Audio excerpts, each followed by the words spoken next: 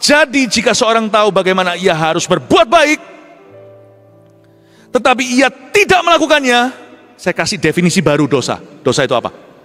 Ia berdosa. Sepengetahuan kita, menurut hemat kita, dosa itu adalah melanggar firman Allah kan? Berbuat yang salah. Salah, gak cuma itu maksudnya. Jika kita tahu bahwa kita harus berbuat baik, bagaimana kita harus berbuat baik itu? Tapi kita gak melakukannya, kita berdosa. Kita tahu di hati kita harus dibaptis misalnya. Kita gak melakukannya. Enggak apa-apa kan, lebih baik daripada kalau aku berzina. Enggak lebih baik.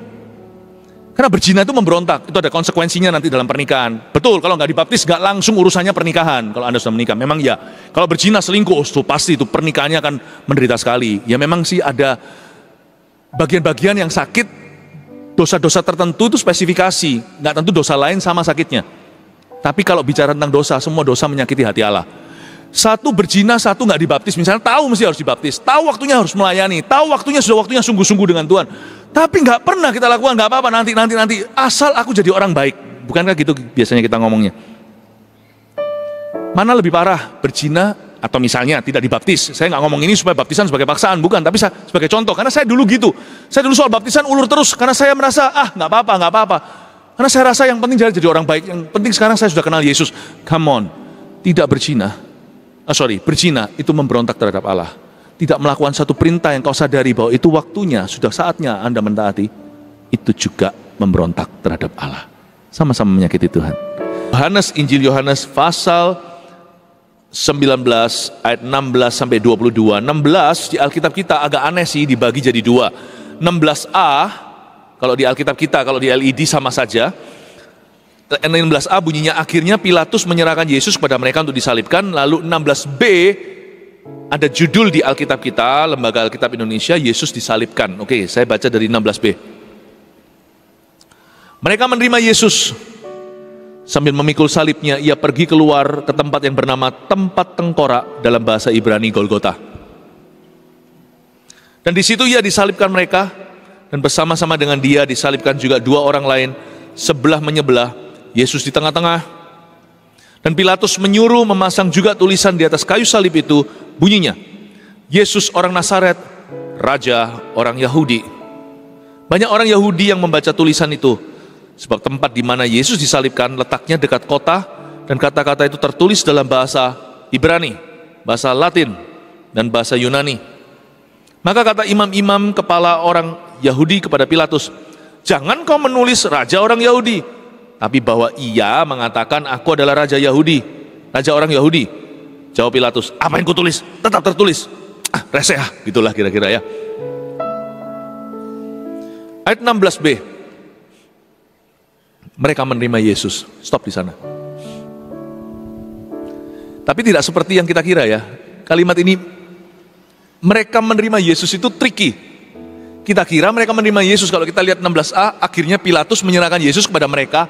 Mereka ini adalah orang-orang Yahudi yang menghendaki kematiannya. Yesus diserahkan ke tangan orang-orang Yahudi yang sedang kesumat benci, yaitu mereka ahli Taurat dan orang Farisi. Yesus serahkan mereka dan mereka menerima Yesus. Kalau menerima Yesus, apalagi mencium Yesus, Yudas pun turut melakukannya. Nah sekarang begini loh, orang Kristen yang saya kasihi. Orang-orang yang ke gereja, puji Tuhan Anda ke gereja. Tuhan, ke gereja saja tidak tentu menyelamatkan kalau kita tidak menyimak Injil yang diberitakan. Makanya gereja harus rajin memberitakan Injil, karena orang binasa banyak. Orang yang selamat pun tidak sedikit yang pura-pura, karena setan berjanji bahwa dia akan selalu menaburkan lalang di tengah gandum. Di gandum manapun, di gereja manapun, Anda akan selalu bisa menemukan ada lalang-lalang di sana.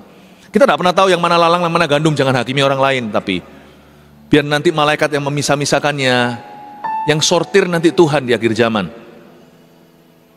Tapi tolong pahami bahwa banyak sekali orang yang mengira sudah menerima Yesus. Pertanyaannya, menerima Yesus sebagai apa? Kalau kita percaya Yesus, gak istimewa. Iblis pun percaya Tuhan. Dan dia gemetar, kata Yakobus. Tapi mereka tidak berubah. Memang Tuhan Yesus tidak mati bagi malaikat yang jatuh. Anak Allah mati disalibkan untuk umat manusia, keturunan Adam dan Hawa. Tapi renungkan yang saya katakan. Kalau bicara tentang percaya sama Tuhan, kenapa Tuhan berkata bukan mereka yang berseru Tuhan, Tuhan nanti di akhir zaman yang diselamatkan, tapi mereka yang melakukan kehendak Bapakku. Dan kehendak Bapakku adalah mereka yang sungguh-sungguh percaya kepadaku sebagaimana seharusnya. Percaya Yesus itu apakah melibatkan segudang teori, doktrin, apakah aku harus sekolah teologi? Anda akan terkejut, orang-orang sekolah teologi nggak tentu bersih. Bapak Ibu Saudara, kita menerima Yesus sebagai apa? Setan pun percaya Tuhan, dan dia gemetar. Kalau Anda lihat, iblis itu lebih kenal Yesus, tahu Yesus daripada orang-orang di Galilea atau orang-orang di Israel saat itu. Waktu orang Gerasa atau orang Gadara ini melihat Yesus, ada satu yang ada legionnya 4.000 setan. Itu setannya serentak loh, satu sama-sama berkata, engkaulah anak Allah, apa yang engkau hendak lakukan? Apakah engkau hendak menyiksa kami sebelum waktunya? Sedangkan orang-orang Gadara sendiri gak kenal-kenal siapa Tuhan. Diusir lagi dari wilayahnya, udah keluar merugikan kami miliaran. 2.000 babi nih mati. Gak bisa kenal hati Tuhan dulu, bahwa Tuhan itu gak pernah hutang materi.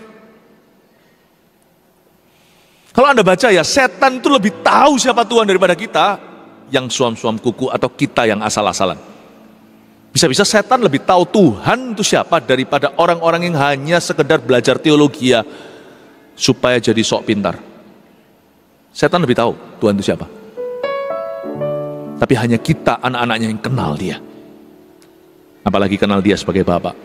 Mereka menerima Yesus sebagai apa dulu? Misalnya, kalau saya bicara dengan satu orang, karena saya ini seorang pendeta dan sebagai public figure, apalagi kalau kita nggak kompromi dalam khotbah, itu nggak mudah. Kan di mana di dalam function atau pertemuan apapun yang sifatnya umum, misalnya kondangan pernikahan atau whatever, saya itu kerap kali kalau orang ketemu itu langsung ingin tanya sesuatu, ingin didoakan, dan itu adalah tempat privilege loh ya, untuk bisa berada di posisi itu suatu keuntungan sendiri, bukan untuk keuntungan pribadi. Keuntungannya ini, untuk menuntun orang itu kepada Tuhan. Saya berada di posisi yang sangat strategis, lokasi yang sangat tepat untuk menuntun Tuhan, dan itu doakan kami, supaya kami tidak pernah menjadi batu sandungan. Dan saya selalu diampirin sama orang, didatangi, lalu ditanyai, lalu kadang-kadang bukan mau berdebat, yang berdebat juga ada, langsung mereka pasti akan curhat tentang Tuhan lah segalanya, selalu akan membawa saya ke religious talk. Saya bukan tipe orang yang datang di pertemuan orang itu langsung gembar-gembor tentang Tuhan, enggak. Saya biasanya akan tahu diri itu fungsinya apa pertemuan itu, misalnya itu pernikahan, ya saya akan hormati sang pengantin. Dan kalau yang punya kepentingan itu hari itu sebagai lakonnya, saya masuk pun itu sembunyi-sembunyi, kalau bisa dari samping-samping supaya nggak mengambil perhatian. Saya nggak suka caper, saya nggak suka caper perhatian. Saya nggak suka jadi spotlight, nggak pernah suka. Makanya sekarang berdiri di atas ini berkhotbah itu kalau bukan kasih karunia saya nggak bisa. Sedangkan orang banyak yang ingin sekali berdiri di atas mimbar karena mereka suka spotlight atau suka sorotan, nggak pernah dipilih Tuhan. Dan kalau diajak ngomong begitu ya, waduh, all kinds of things, segala sesuatu mereka akan mulai bicarakan tentang Tuhan lah segalanya, tidak sedikit yang berdebat. Wah, luar biasa. Gunjang-ganjing tentang Yesus itu luar biasa. Kadang-kadang ada orang yang bermaksud baik berkata begini, bermaksud baik ini, saya tidak ajak debat, kalau sampai taraf itu saya hanya senyum, saya doakan. Misalnya ada yang berkata sama saya, langsung orang itu baik. Ada orang-orang begini, saya bolak-balik ketemu yang begini dan saya hargai mereka. Sekalipun belum sama keyakinannya, tapi saya hargai kesopanan mereka dan keinginan mereka untuk bisa cari common ground dengan saya, atau mencari tempat yang sama dengan saya, bukan untuk berdebat, bukan untuk menentang, bukan untuk pedes-pedesan, bukan, tetapi mereka itu berusaha untuk relate gitu loh, itu bagus, tapi bukan dari keyakinan, bukan dari kekristenan. Lalu ngomong begini, loh, saya juga percaya Yesus loh. Nah, kita sebagai anak Tuhan itu kan tahu, kan kita bisa lihat buah rohnya. Orang kalau lahir baru tahu, kita bukan menghakimi ya, menilai pohon itu dari buahnya, kita tuh tahu. Orang itu lahir baru tahu nggak itu ya? Kalau mungkin karena kita bukan Tuhan, kita nggak bisa melihat hati, tapi ngomong 5 menit saya langsung tahu, itu orang lahir baru tahu nggak? Udah tahu langsung. Dokter kalau mahir, bukan berarti kalau kita dokter mahir, tapi kalau kita orang Kristen yang sejati, yang kenal sama Tuhan, dan tahu firman, kita tidak akan menghakimi ke sana sini, memberi konklusi, tidak akan. Kita jangan obral diagnosa secara rohani. Tapi misalnya saya dulu kenal seorang dokter, sekarang beliau sudah dipanggil Tuhan, pegang saya dari kecil kok. Itu waktu saya masih anak, masih bocah, itu mama saya bawa ke dokter itu, sekarang akhirnya dokter itu jadi jemaat saya. Jemaat kita ya, bukan sama saya, jemaat Kristus, jemaat kita. Itu kalau saya telepon aja, halo gitu aja, langsung tahu lagi bingung ya. Tahu bisa bedain suara saya dari telepon, atau iya lagi pilek. Ayo dibukain resep. Dokter saya masa kecil kok. Sekarang jadi jemaat. Tapi sekarang sudah jadi jemaat Tuhan. Di atas, jemaat Tuhan saja. 5 menit, I talk with somebody. Kita akan tahu dia lahir baru atau tidak. We will know his spiritual positioning. Kita akan tahu. Langsung paham. Nah, waktu saya dihampiri dengan orang itu yang berkata, saya juga percaya Yesus. Setelah ngomong ini sudah setengah jam, saya tahu dia bukan. Tapi saya diam. Oh ya, puji Tuhan, puji Tuhan. Ya, sebab saya yakin semua agama toh sama kan? Semua menuntut ke Tuhan kan? Nah, tunggu dulu. Di sini kita lain percayanya. Sebab saya percaya Yesus satu-satunya jalan. Orang Kristen kok picik sekali? Bukan. Kami tidak sempit. Musuh pun kami harus kasih. Jangankan orang yang berbeda pendapat. Musuh pun kita harus cintai. Yang ngutuki pun harus kita berkati. Orang Kristen tidak picik. Cuman hanya keselamatan bagi kami itu adalah jalan yang jelas dan tegas. Definisi, tidak ada blur, itu tidak ada. Kami tahu jelas pada siapa kami percaya. Kami tahu jelas apa kata firman tentang dosa, tentang hidup manusia, tentang kekekalan, dan kami tahu pilihan kami itu akan membawa kami kemana. Kami tahu apa yang Tuhan Yesus lakukan dan kerjakan. Ketika seseorang datang kepada saya dan berkata, saya juga percaya Yesus sama. Dan saya yakin semua agama juga tetap sama, menuntun semua ke Tuhan dan mengajarkan kebaikan. Di situ saya biasanya akan alihkan pembicaraan dan berkata, saya cari common ground yang lain dengan dia. Karena di area itu, I don't agree. Saya tidak setuju. Paham maksud saya Bapak Ibu? Di dunia ini banyak orang yang mengira mereka percaya Yesus. Mereka tidak. Kalau mereka percaya Yesus, tapi tidak percaya Yesus satu-satunya jalan, berarti mereka percaya Yesus, dan bersamaan dengan itu menganggap Yesus adalah seorang pendusta. Karena Yesus jelas-jelas serta-merta berkata, akulah jalan kebenaran dan hidup. Tak seorang pun dapat datang kepada Bapa kecuali melalui aku. If you believe in Jesus, you trust His word. Kita percaya kata-katanya. Jadi kita tidak sama percayanya. Tidak sama. Karena saya percaya semua agama mengajarkan kebaikan. Yes, selalu ada kebaikannya. Tapi jalan keselamatan saya tahu. Bukan soal agama. Kristen, kalau Kristen-Kristenan juga percuma. It's Jesus. Having a relationship with Jesus. Punya hubungan pribadi dengan Yesus. Itu yang menyelamatkan. Tabir bait suci terbuka. Gak ada jalan lain. Kalau memang ada jalan lain, berarti Yesus adalah Mesias yang meninggal sia-sia. Percuma. Buat apa dia mati kalau ada jalan lain, you see? Kita semua dituntut respon kita. Apa hubungannya sama Pilatus? Once upon a time, suatu hari, Pilatus berkesempatan untuk diselamatkan, and he missed his greatest moment. Momentum itu dia lewatkan. Jangan sampai kita melewatkannya. Saulus on the other hand, ya, di sisi satunya kita tahu seorang penganiaya jemaat, orang Yahudi, yang satunya ini orang Itali nih si Pilatus. Tapi Saulus itu orang Ibrani, tapi jahatnya sekali. Dia mau membunuh murid-murid Yesus. Ketika dia diperhadapkan dengan pilihan, memang Tuhan sih yang memperkenalkan diri. Siapa sih pendosa yang mencarinya? Nggak ada, Tuhan yang mencari kita dulu. Waktu diperhadapkan dengan pilihan, Saulus bertobat menjadi Rasul Paulus. Pilatus tidak bertobat, dan bahkan tidak mau dengarkan istrinya peringatkan, hei papa, semalam aku tersiksa bermimpi buruk karena orang benar yang kamu adili ini. Pilatus memilih untuk mementingkan kepentingan politiknya, bukan imannya yang bisa menyelamatkan dia. Dia lupa, atau mungkin dia belum tahu, tapi seharusnya hatinya mulai kerasa. Hidup di dunia ini Bapak Ibu, top-topnya lah bisa hidup sampai cepek pun 100 pun juga, dibanding dengan kekekalan itu ditelan. Hidup kita di bumi ini 8, 90, 100 kalau bisa beruntung hidup selama itu, sehat lagi. Itu dibandingkan dengan 100 tahun kali 1000, kali 1 juta kali 1 juta tahun, kali 1 miliar tahun, 1 triliun tahun. 100 tahunmu itu cuma $1, 1 sen aja gak ada artinya dibandingkan waktu kekekalan nanti. Dia lupa bahwa kekekalan itu lebih lama. Dia pentingkan kepentingan sementara dan kehilangan keselamatan yang ditawarkan kepadanya.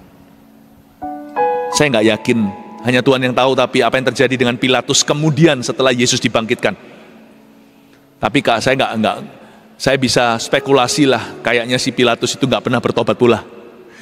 Masa di depan Yesus secara manusia langsung jelas-jelas sempat conversation, sempat mereka itu berdialog cukup lama sampai Pilatus tahu ini orang benar, ini orang betul, nggak bertobat. Kalau orang udah ketemu sama pendeta Yesus, nggak perlu ketemu sama pendeta lain.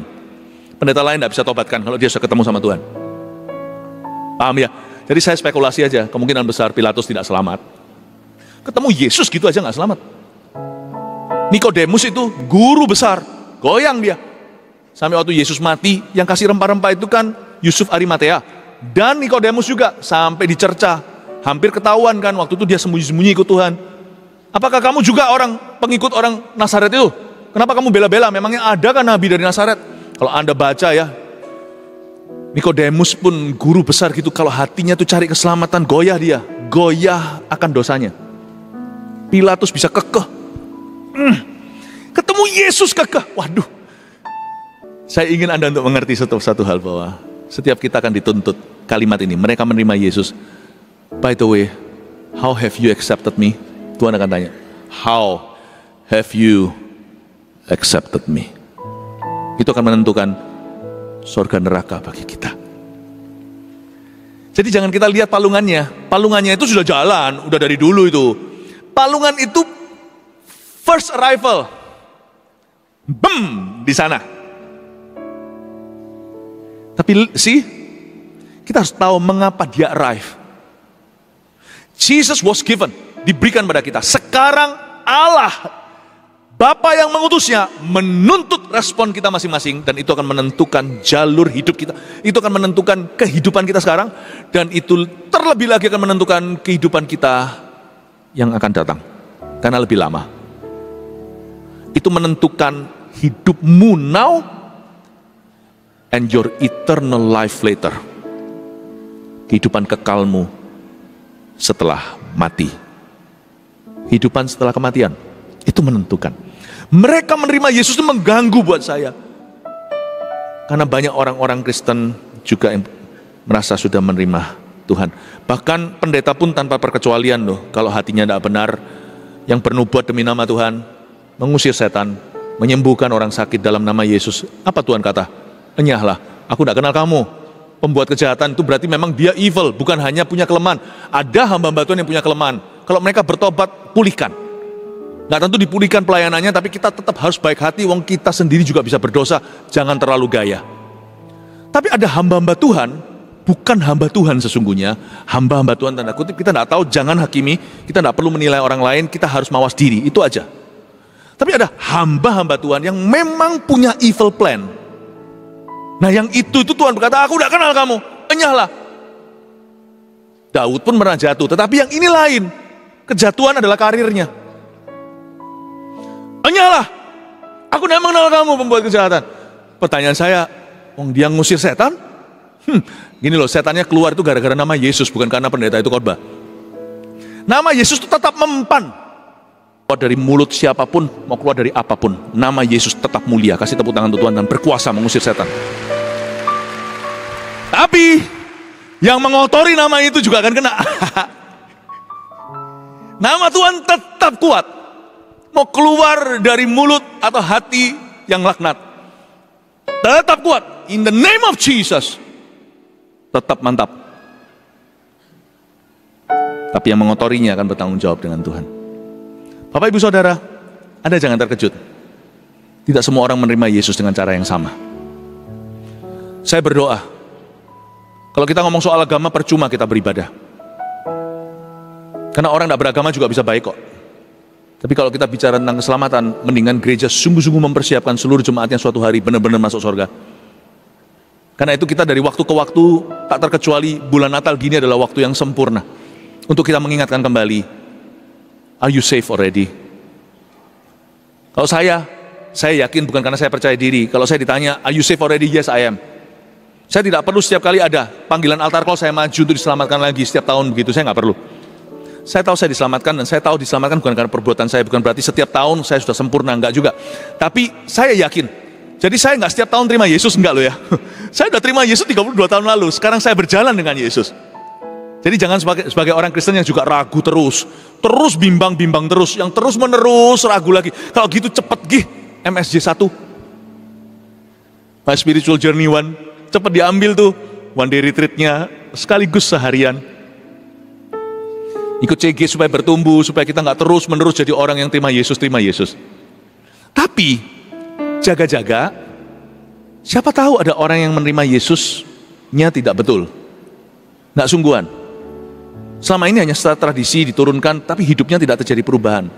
Baptis pun ogah-ogahan, cuman ikut tradisional saja, tapi tidak pernah sungguh-sungguh memutuskan.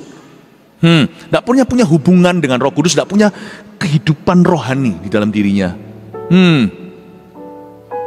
Jangan-jangan dulu hanya pindah agama, atau bukan pindah agama, hanya meneruskan agama papa. Nggak bisa gitu loh ikut Tuhan.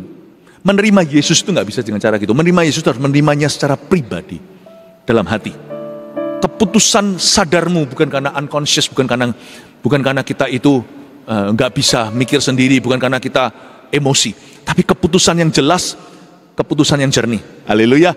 Pilatus, ini kok saya kok rasa seperti harus membardir begini. Saya rasa memberi fondasi Injil itu tidak pernah cukup di dalam gereja. Harus selalu. Gereja yang tidak memberitakan Injil adalah gereja yang tersesat. Banyak orang berkata gereja ini sesat, gereja itu sesat. Berdasar apa? Berdasarkan doktrin? Bahasa roh, bahasa lidah? Come on lah. Itu semua hanyalah perlengkapan untuk hidup rohani di dunia ini. Asal Yesus adalah Tuhan, Yesus kita adalah Tuhan, Yesus mereka adalah Tuhan, kita percaya bahwa Alkitab adalah firman, udahlah kita saudara seiman. Tidak boleh saling tuding antar gereja. Sesatnya gereja itu bukan berdasar itu. Mempercayai Yesus yang tidak diajarkan firman, bukan karunia-karunia Roh Kudus kelanjutannya, bukan, tapi mempercayai Yesus. Kalau ada gereja yang percaya bahwa Yesus itu ciptaan, bukan pencipta, nah di situ kita harus alarm nyala. Dan kalau gereja itu tidak pernah memberitakan Injil pada umatnya sendiri, apalagi keluar, udah nggak mungkin lah. Nah di situ adalah gereja yang juga tersesat karena tidak pernah menaruh fondasi the gospel, Christ. Ya saya rasa kita perlu, saya mau ngambil waktu kesempatan ini, kebaktian terakhir ini untuk bisa mengutarakan hal itu. Nah saya pakai Pilatus, mari kita lanjutkan, kalau enggak Pilatus akan marah, saya tidak pernah bahas. Mari kita lihat ayat yang ke-17. Sambil memikul salibnya, ini sekarang langsung Yesus adegannya, ia pergi keluar ke tempat yang bernama tempat tengkorak. Dalam bahasa Ibrani, Golgota. Katakan dalam bahasa Ibrani, Golgota. Itu anak-anak kecil yang berkata Golgota, luar biasa, Tuhan cinta anak-anak. Yesus mati di Golgota. Yesus mati sebagai seorang Ibrani. Tahukah Anda, Yesus itu dari suku Yehuda. Gak ada blasteran, ada Moabnya di sana, ada Rut, di sana juga ada Rahab, ada orang Kanaan. Tapi Yesus itu orang Ibrani. Dan Yesus mati di tangan orang Ibrani. Di tangan orang Romawi, tapi karena orang Ibrani. Yang menyalibkan Tuhan, semua ada di Israel waktu itu, dan melalui tangan orang Italia, karena orang Yahudi tidak berwenang atau dibenarkan secara hukum, mereka tidak punya mereka tidak bisa mengotorisasi crucifixion atau hukum lewat salib. Itu hanya orang Italia atau orang Roma. Jadi pahami ini ya, Yesus mati sebagai seorang Ibrani untuk seluruh dunia, dan Yesus matinya di tangan orang Romawi, yaitu karena orang Ibrani. Ayat 18, saya jelaskan. Jesus, Savior of all nations. Dan di situ ia disalibkan mereka, dan bersama-sama dengan dia, coba baca, bersama dengan Yesus disalibkan juga dua orang lain. Sebelah menyebelah Yesus di tengah-tengah. Saya kasih bocoran, kita tidak bahas dua penyamun ini. Apapun kejahatan mereka yang membuat mereka disalibkan, pasti kejahatannya agak sedikit over. Sampai mereka disalibkan itu menurut saya sudah bukan dicambukin, berarti mereka itu cukup berat vonisnya. Karena salib itu juga mahal. Karena sekali penyalipan itu tentara Roma harus standby.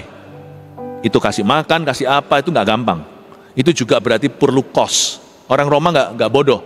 Mereka ngambil pajak orang Yahudi, mereka nggak akan keluar uang karena mereka penjajah kan, maunya eksploitasi waktu itu. Jadi kalau sampai penyalipan dua orang ini pasti berat. Namun demikian, singkat ceritanya di Alkitab dijelaskan dua penyamun yang satu akhirnya bertobat tengah-tengah jalan, tengah-tengah hari. Dia dua-dua penjahat waktu disalibkan, nggak ada yang satunya saleh. Yang saleh cuma Yesus doang. Tapi yang satu meresponi Tuhan. Waktu Yesus ngobrol mungkin lagi interaksi dengan yang satunya lagi, suara mereka terpengah-pengah karena harus tarik nafas juga. Tahu nggak? Yang satunya nguping dan terharu. Kok bisa orang ini baik begitu? Dia melihat, kamu pasti tidak salah. Dan orang ini mungkin dulu pernah melihat Yesus beraksi menyembuhkan orang, tapi dia berkata, gituan, yang penting kaya. Waktu itu masih bebal hatinya. Lalu dia merampok rumah orang, mungkin terjadi pembunuhan. Mungkin yang dibunuh juga adalah orang Yunani, teman-teman orang Italia atau orang Italia sekalian. Mungkin dia masuk ke salah satu rumah perwira, bunuh dia. Nggak tentu ya. Saya cuma pakai imajinasi ini, mungkin ya. Tapi seharusnya cerita aslinya jauh lebih wah. Tahu apa yang terjadi? Dia mendengar dan nguping itu, tengah-tengah hatinya dia tertemplak dan berkata, aku ini kotor. Aku dulu kok mencemoohkan dia, kok mencerca. Tuhan, dan dia berkata, Tuhan kalau engkau hari ini ke Firdaus. Dia bukan Firdaus, dia berkata, Tuhan kalau engkau datang kembali sebagai Raja, ingat saya, remember me. Yesus dengan, sore ini, kau dan aku akan ada di Firdaus. Yesus berkata sore ini dia menubuatkan dia akan mati pukul 3. Karena orang disalibkan itu yang dua nanti harus dipukul kakinya baru dia bisa putus nafas. Itu malam. Sudah malam-malam menjelang matahari terbenam, itu sudah bukan jam 3, itu mungkin sudah jam 6. Yesus berkata sore ini, Yesus tahu, Yesus mau ajak orang ini. Dia nggak bertobat dari awal, dia bertobat di tengah-tengah, tapi yang satunya tertawa terus dan berkata, malah justru terus ngolok-ngolok. Orang ini ya sampai nafas terakhir, sampai titik darah penghabisan, nggak pernah berhenti bejatnya. Dia terus hujat, dan dia berkata, dan dia hujatnya ini bukan main-main, karena setiap kata-kata yang dia pakai itu akan mengambil energi paru-parunya, karena untuk tarik nafas, itu lebih sakit waktu lepas nafas, karena itu pakunya bergeser di lengan dan di kakinya. Makanya Yesus dipaku di sini, bolongnya di sini yang dipegang Thomas, karena itu geser untuk tarik nafas. Nggak seperti yang di film-film gitu, kakinya dikasih tali. Itu dipaku, bukan ditali. Itu digantung.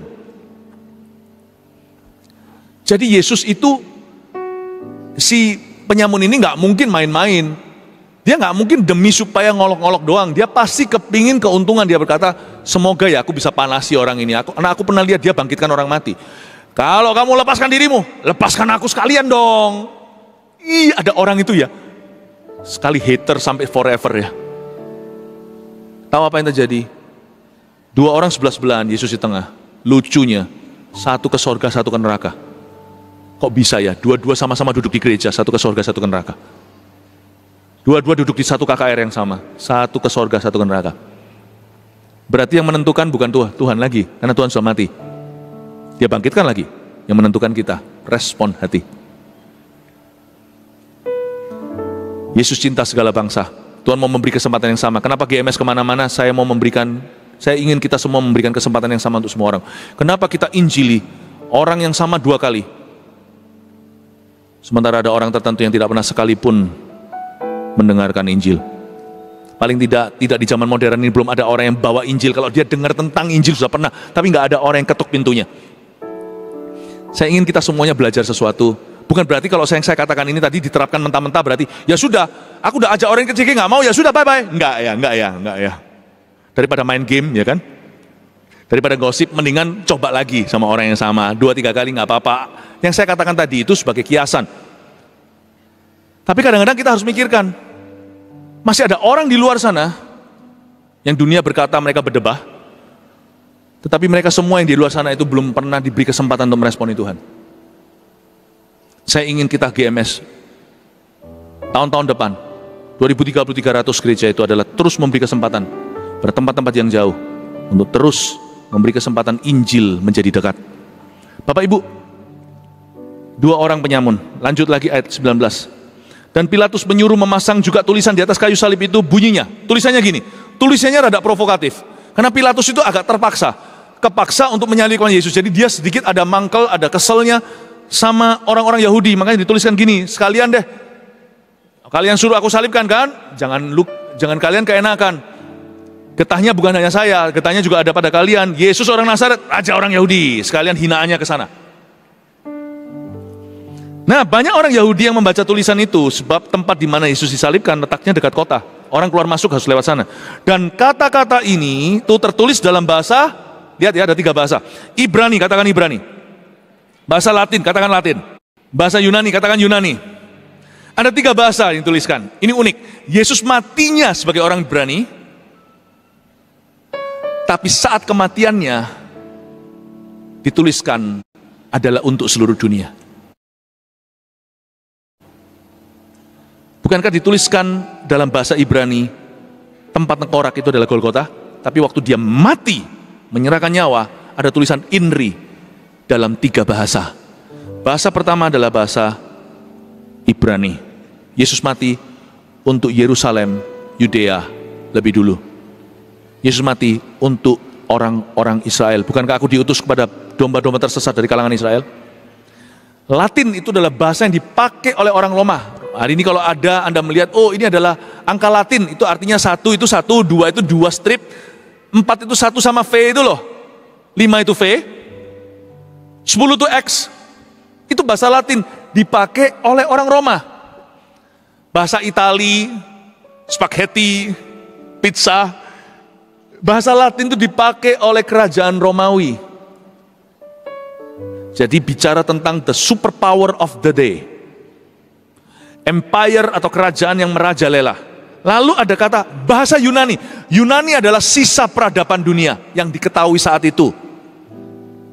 Ya, Yunani ini adalah Greek culture, itu berarti non-Itali, non-Yahudi, sisanya, sisa seluruh dunia.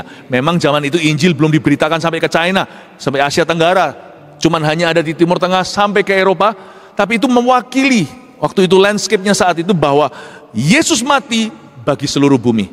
Dia mati seorang Yahudi, tapi dia meninggal dunia untuk dunia. Ditulis dalam bahasa Ibrani. Injil diberitakan di Yerusalem, Yudea, ditulis untuk Latin, bahkan Samaria semuanya itu bukan Latin, Yerusalem, Yudea, Samaria, Latin dan Yunani, seluruh dunia, the rest of the world, sampai ujung bumi. Ini membuat orang Ibrani ngamuk. Waktu itu ahli Taurat semuanya marah. Jangan tulis itu, dan jangan kau agungkan dia, elukan dia, hai Pilatus, tus.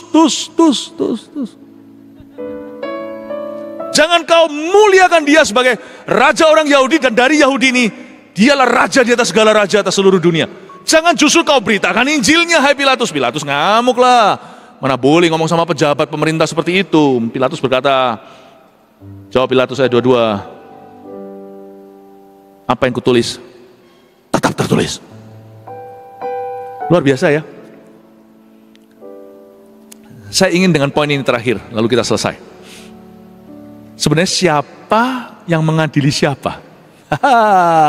Anda coba baca di dalam Alkitab gimana proses pengadilan Pilatus itu interesting sekali. Pilatus tanya, lu nggak jawab. Tuhan diam aja. Semua lontaran fitnahan Tuhan tidak tertarik. Terserah orang mau ngomong apa, Tuhan tidak goyah. You see, kita harus bangga punya Yesus seperti ini. He was so composed. I think Tuhanku itu very chill, very cool, keren.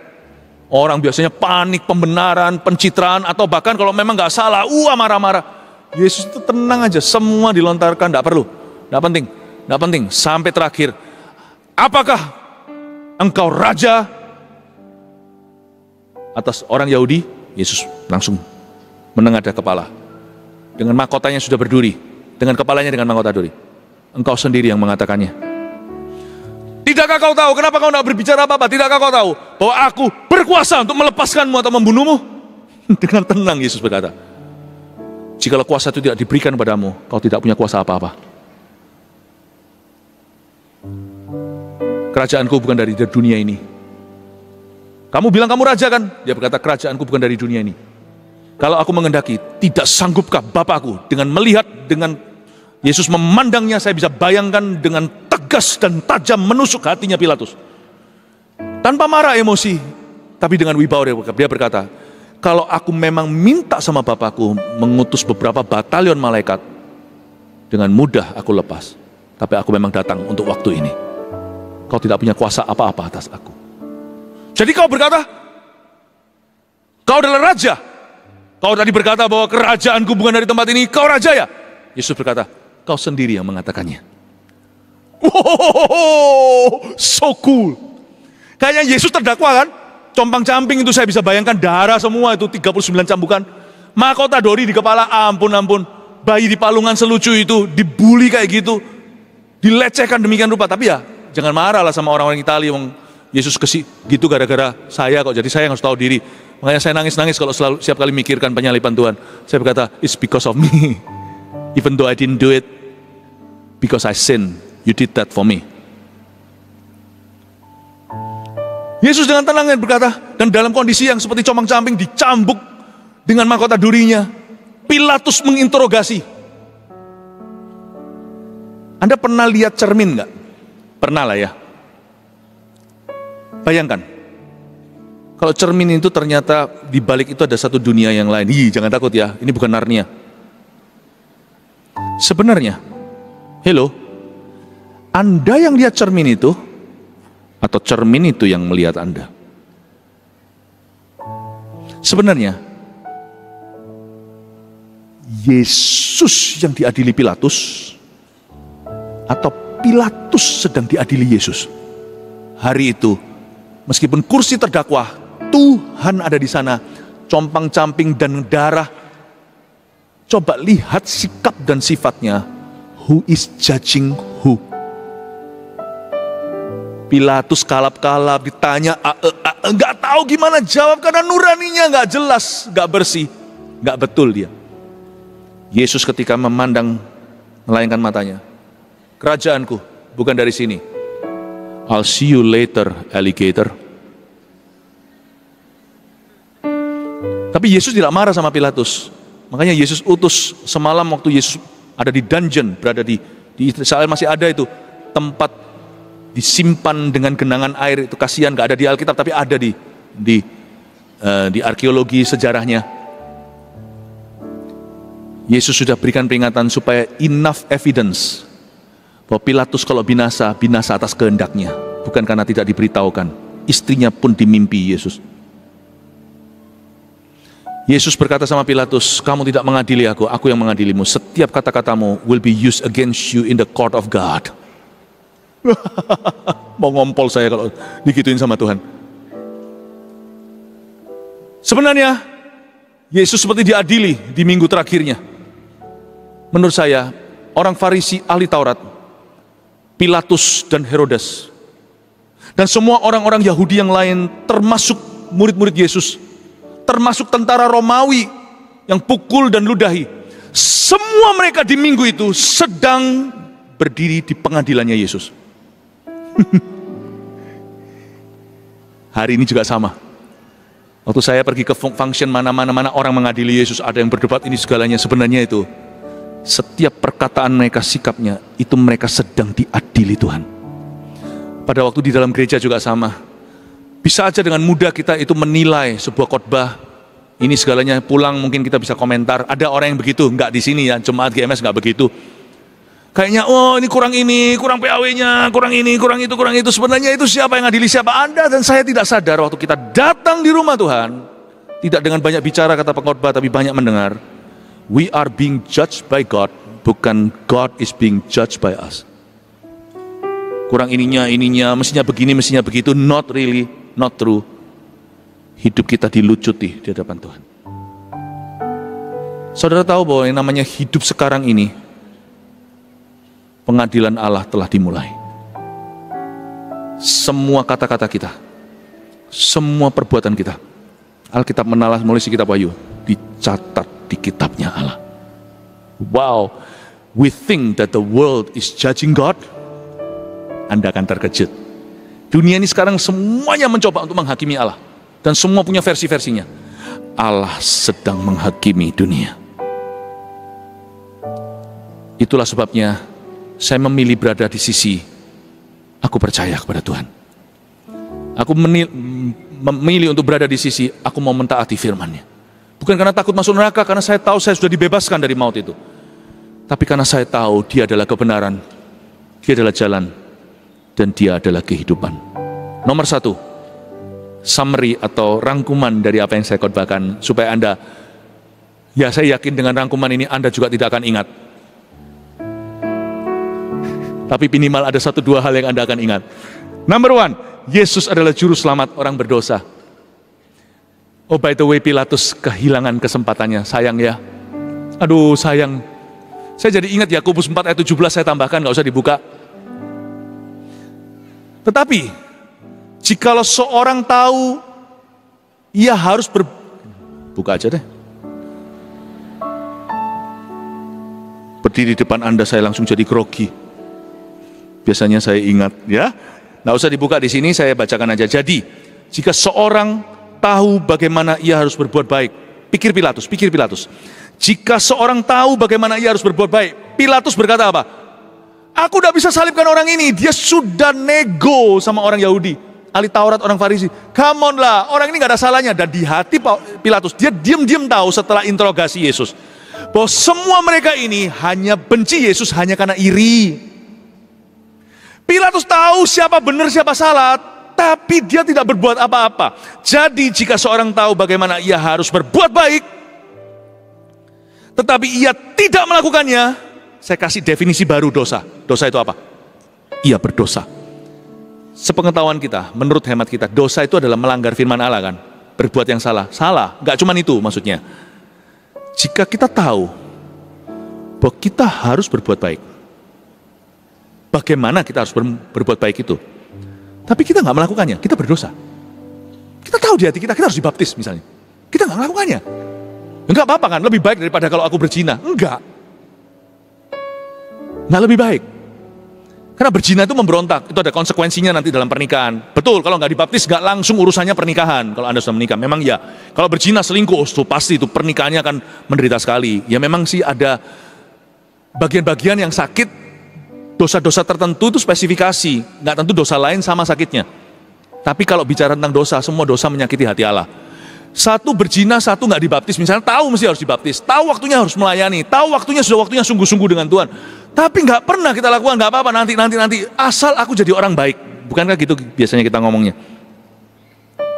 Mana lebih parah, berzina atau misalnya tidak dibaptis? Saya nggak ngomong ini supaya baptisan sebagai paksaan, bukan, tapi sebagai contoh. Karena saya dulu gitu, saya dulu soal baptisan ulur terus, karena saya merasa nggak apa-apa. Karena saya rasa yang penting jadi orang baik, yang penting sekarang saya sudah kenal Yesus. Come on, tidak berzina. Berzina itu memberontak terhadap Allah.